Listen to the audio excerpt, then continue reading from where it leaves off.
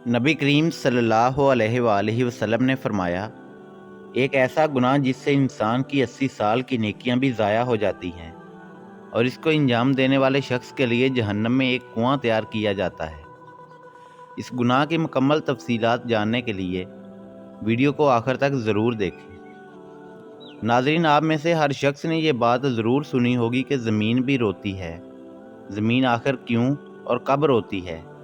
अल्लाह ताला ने इस पूरी कायनात में बशमूल जिन्नो इंस के जो कुछ भी पैदा फरमाया है, हर चीज़ को कुव्वत समात और कुव्वत गोयाई अता फरमाई है। यानी इस कायनात में मौजूद हर चीज़ सुनती भी है और बोलती भी है, लेकिन इंसान को इस बारे में बहुत कम इल्म है। इस कायनात में मौजूद हर चीज़ अल्लाह ताला की हम्दो सना करती है और अपनी अपनी ज़बान में अल्लाह ताला के ज़िक्र में मसरूफ़ है।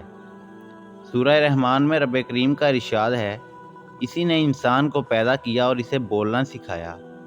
नाज़रीन, आवाज़ें हमारी ज़िंदगी का एक ख़ास हिस्सा हैं। आवाज़ इंसानों में राब्ते और मालूमात के तबादले का एक हैरत अंगेज़ तरीका है। इसी आवाज़ की बदौलत हम बहुत सी चीज़ों को जानते हैं और बहुत सी बातों से लुत्फ़अंदोज़ होते हैं। दरख्तों पर बैठी चिड़ियों की चहचहाहट, झूले में खेलते बच्चे की कुलकारियाँ, पानी की सुनसनाहट, बादलों की गड़गड़ाहट और लातदाद दूसरी आवाज़ें जो हमारी समात से टकराती हैं। लेकिन बहुत सी आवाज़ें ऐसी भी हैं जो हमें सुनाई नहीं देती। अब सवाल ये पैदा होता है कि ऐसी कौन सी आवाज़ें हैं जो हमें सुनाई नहीं देती।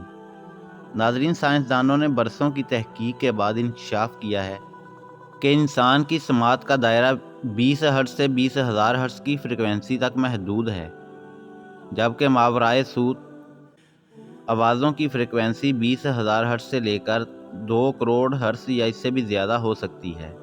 इसलिए हमारे कान इन आवाज़ों को नहीं सुन सकते।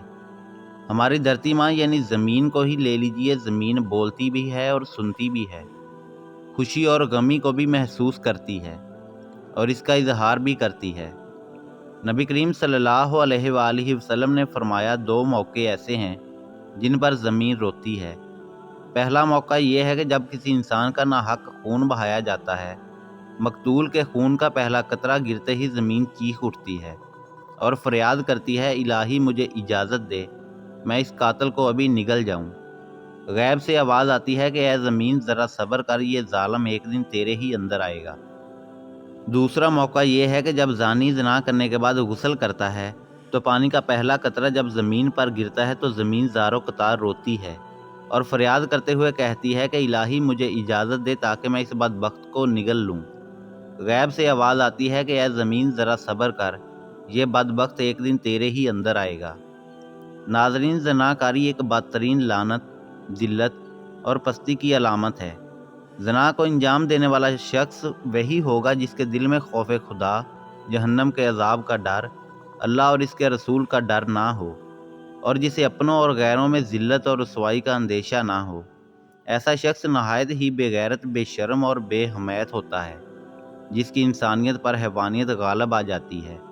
दीन इस्लाम में ज़ना तो क्या, इसके करीब जाने से भी रोका है, यानी इन बुरी और फहिश बातों से भी बचते रहो जो तुम्हें ज़ना के करीब ले जाएं। चुनांचे कुरान करीम में इरशाद है, और बदकारी के करीब भी ना जाओ, बेशक वो बेहयाई और बुरा रास्ता है। ज़ना कभी तर फेल है और 1000 बार लायक मजम्मत है। एक मुसलमान की रूहानी पाकीज़गी और इखलाकी तहारत के भी मुनाफी है। इंसान के आला किरदार पर एक बदनुमा दाग है, जिस्मानी और माशरती मर्तबा के लिहाज से एक काबिल नफ़रत जुर्म है। हज़रत अबू हुरैरा रज़ी अल्लाह ताला अन्हो से रवायत है कि नबी करीम सल्लल्लाहु अलैहि वसल्लम ने फरमाया, ज़ना करने वाला जितनी देर तक ज़ना करता रहता है, इस वक्त तक वो मोमिन नहीं रहता। मतलब ये कि ज़नाकारी करते वक्त ईमान का नूर इससे जुदा हो जाता है। फिर अगर वो इसके बाद तौबा कर लेता है तो इस नूर का ईमान फिर इसको वापस मिल जाता है। एक और हदीस में आया कि जब कोई मुसलमान ज़ना करता है तो इसका नूर ईमान निकल कर इसके सर पर मंडलाने लगता है, और वह शख्स जब तक तौबा नहीं कर लेता तो नूर ईमान इसके अंदर दाखिल नहीं होता। हज़रत सहल बिन साद रज़ी अल्लाह ताला अन्हो से मरवी है कि रसूलुल्लाह सल्लल्लाहु अलैहि वसल्लम ने फरमाया, जो शख्स अपने 2 कुलों और 2 टांगों के दरमियान वाली चीज़ का मेरे लिए ज़ामन हो जाए तो मैं इसके लिए जन्नत का ज़ामन हूँ। मतलब ये कि 2 कुल्लों के दरमियान वाली जगह یعنی کہ زبان کو خلاف شرع باتوں سے روکے اور دو ٹانگوں کے درمیان والی جگہ یعنی کہ اپنی شرمگاہ کی حفاظت کرے تو اس کے جنت کے ضامن رسول خدا ہوں گے۔ ظاہر ہے کہ ان دونوں اعضاء سے زیادہ تر گناہ سرزد ہوتے ہیں، مثلا زبان کفر و شر کی بولیاں، غیبت، چغلی اور جھوٹ کا گھر ہے، اور شرمگاہ زنا جیسے کبیرہ گناہ کا تو سر چشمہ ہے۔ رسول کریم صلی اللہ علیہ وآلہ وسلم نے فرمایا، جس قوم میں زنا عام ہو چکا ہوگا وہ قحط میں مبتلا ہوگی، اور جس قوم میں رشوت کا لین دین ہوگا وہ رعب میں مبتلا ہوگی۔ ایک روایت میں ہے کہ حضرت موسیٰ علیہ السلام نے عرض کیا، اے میرے پروردگار، زانی شخص کو روز قیامت کیا سزا ملے گی؟ تو جواب میں اللہ پاک نے فرمایا کہ میں اسے آگ کی اتنی وزنی ذرہ پہناؤں گا کہ اگر اسے پہاڑ پر رکھ دیا جائے تو وہ ریزہ ریزہ ہو جائے۔ حضرت انس بن مالک رضی اللہ تعالیٰ عنہ سے روایت ہے کہ پیارے آقا صلی اللہ علیہ وآلہ وسلم نے فرمایا، قیامت کی نشانیوں میں سے ایک نشانی یہ کہ علم اٹھا لیا جائے گا، جہالت بڑھ جائے گی، شراب پینے والے زیادہ ہو جائیں گے اور زنا کا ظہور عام ہو جائے گا۔ ناظرین، زناکاری، بدکاری اور فحاشی کے 6 بڑے عذاب نازل ہوتے ہیں، جن میں 3 دنیا میں اور 3 آخرت میں نازل ہوتے ہیں۔ دنیا میں 3 عذاب یہ ہیں: نمبر 1، زنا اور بدکاری کرنے والا شخص کی نورانیت ختم ہو جائے گی اور اس کا چہرہ سیاہ ہو جائے گا۔ نمبر 2، مال و رزق سے برکت ختم ہو جائے گی، لوگوں کا محتاج بن کے رہ جائے گا۔ نمبر 3، زنا اس کی عمر کو گھٹا دے گا۔ اور آخرت میں نازل ہونے والے 3 عذاب یہ ہیں: اللہ تعالیٰ کی ناراضگی میں گرفتار ہوگا۔